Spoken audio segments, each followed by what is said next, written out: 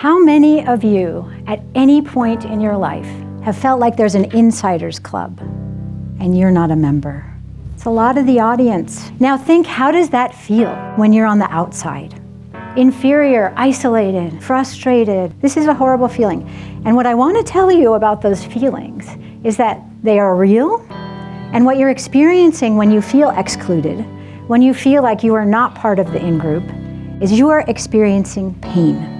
That is not imaginary pain, and that is not you're being overly sensitive pain. The neuroscientists have discovered that our brains do not distinguish between social pain, like being excluded, and physical pain.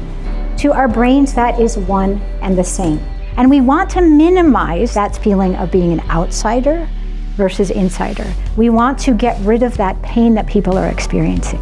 This is what I would say our goal is as inclusive leaders. Now, here's the hard part. We as human beings are drawn to the people who are most like us.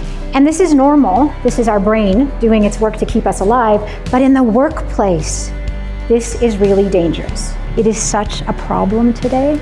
So many people are not feeling that they can thrive at work, that they can do their best work. And leaders really play a huge role.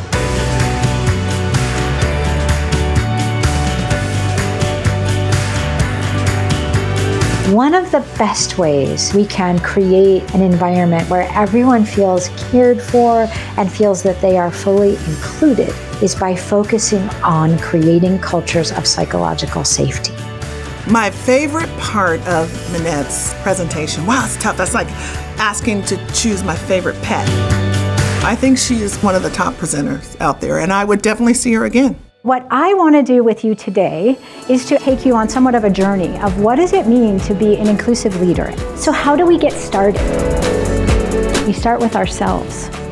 We always have to start with introspection and self-awareness. How am I showing up as a leader? Because leaders set the tone. As you embark on this inclusive leadership journey, it'll be uncomfortable and you may make mistakes, and that's okay. We have to get uncomfortable if we're gonna learn and try new things. She was so inspirational. Her words were very impactful. People like to be heard. People need to be heard. And when you take the time to actually understand them, they will appreciate that. They will feel seen and valued. I absolutely loved Minette's speech. I had a great experience listening to Minette. I was completely interested in everything she was saying. We often think that business results are over here and culture and leadership and these softer things we talk about are like the nice to haves. And I want to say that research shows that when you put the two together, that's where the power is. We have to relentlessly commit to being inclusive. If you do this work, it will pay off in your business results. We can't underestimate the need for people to be heard, seen, and respected, which is what inclusion is all about. I want to invite all of you to join me because I believe we need a whole new world of leadership, and I invite you to become the boldly inclusive leaders that this world needs desperately.